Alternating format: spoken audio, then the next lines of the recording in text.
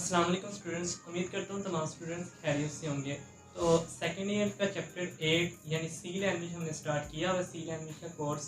तो अगर आपने पहला लेक्चर नहीं देखा तो डिस्क्रिप्शन में लिंक है, पहले वो लेक्चर देख लें क्योंकि सी लैंग्वेज काफ़ी ज़्यादा इंटरेस्टिंग है। अगर आपने कोडिंग सीखनी है, प्रोग्रामिंग सीखनी है और पेपर का काफ़ी हिस्सा इसमें से आता है, तकरीबन 50 मार्क्स का, तो आपको पहले लेक्चर से एंड तक समझना होगा ताकि आपको सी लैंग्वेज समझ आए। तो आज बड़ा आसान सा टॉपिक है लैंग्वेज ट्रांसलेटर। ये लॉन्ग में भी आता है, शॉर्ट में भी आता है। तो सबसे पहले हम बात करेंगे लैंग्वेज ट्रांसलेटर और उसकी टाइप्स की।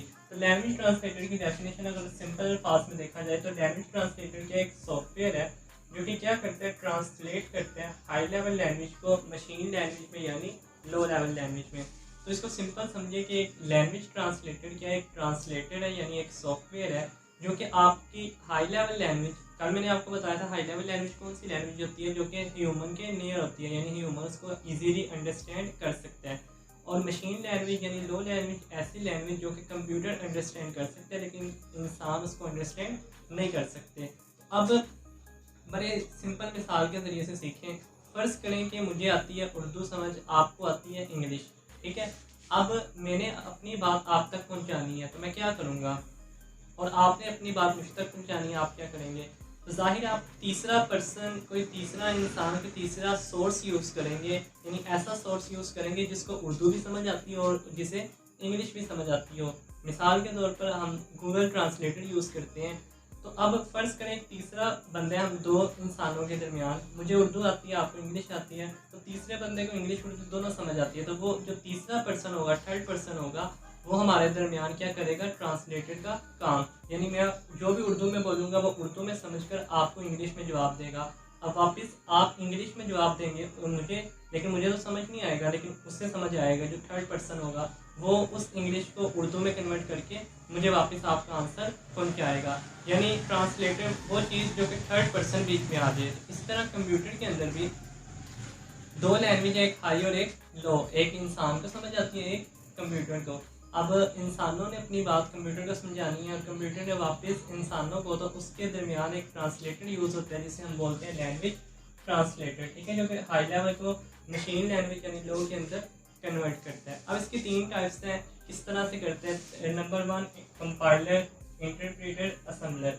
अब इन तीन टाइप्स को आपने समझने। लॉन्ग आया तो आप डेफिनेशन, उसके बाद इनकी तीन टाइप्स लिखेंगे। शॉर्ट में भी काफ़ी ज़्यादा पूछता है, कंपाइलर इंटरप्रेटर का डिफरेंस, असेंबलर क्या होता है। कंपाइलर और इंटरप्रेटर से पहले हम जाते हैं असेंबलर की तरफ, क्योंकि कल मैंने आपको एक असेंबली लैंग्वेज पढ़ाया था, ठीक है, जो कि लो लेवल लैंग्वेज थी।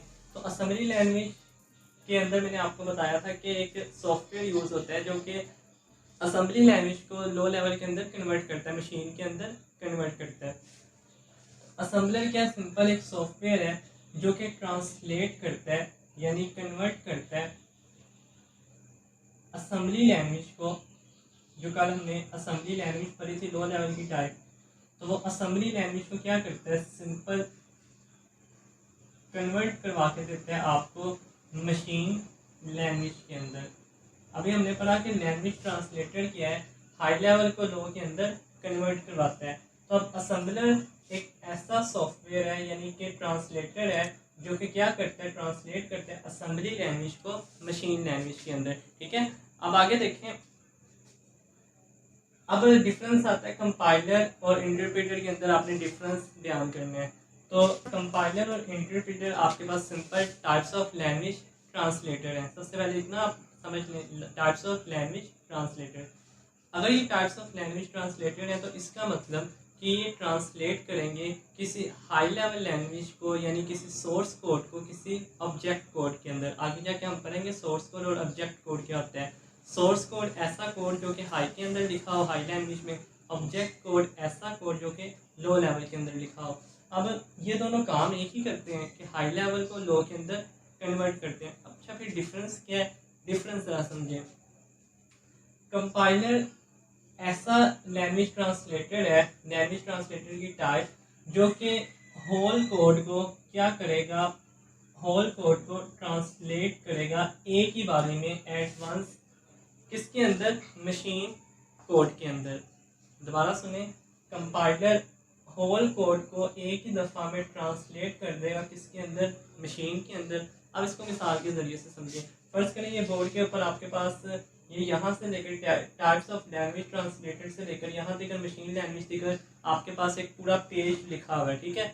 अब आपने एक पूरा पेज क्या करना है, मशीन के अंदर यानी लो लेवल के अंदर इसको कन्वर्ट करवाना है। एक पूरा पेज है आपके पास, उस पूरे पेज को, उस पूरे कोड को आपने लो लेवल के अंदर क्या करना है, कन्वर्ट करवाना है, मशीन कोड के अंदर कन्वर्ट करवाना है। तो आप क्या यूज़ करेंगे, कंपाइलर। कंपाइलर क्या करेगा, पूरे के पूरे कोड को, पूरे के पूरे पेज को एक ही दफ़ा में क्या करेगा, स्कैन करेगा, और उसको स्कैन करने के बाद क्या करेगा, उसको लो के अंदर कन्वर्ट करवा देगा, ठीक है। जबकि इंटरप्रेटर क्या होता है, ये लाइन बाय लाइन या स्टेटमेंट बाय स्टेटमेंट क्या करता है, हाई लेवल कोड को मशीन के अंदर कन्वर्ट करवाता है। Statement by statement high level को क्या करवाता है, मशीन के अंदर कन्वर्ट। मिसाल के तौर पर ये एक पूरा कोड है, लेकिन ये एक लाइन है, ठीक है, या ये एक लाइन लिखी है। अब ये एक लाइन को पहले क्या करेगा, रीड करेगा। कौन, इंटरप्रेटर।